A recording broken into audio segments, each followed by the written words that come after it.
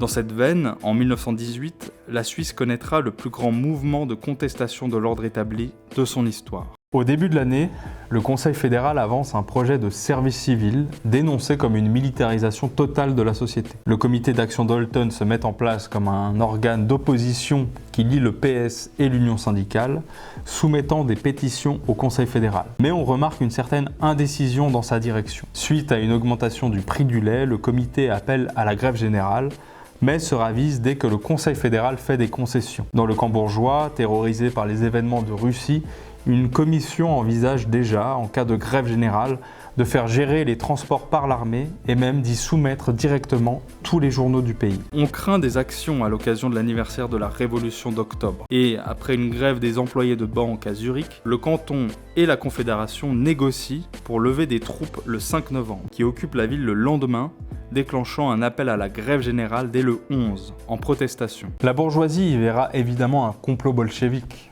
Mais le mouvement s'explique par le contexte suisse. L'espace politique est extrêmement répressif.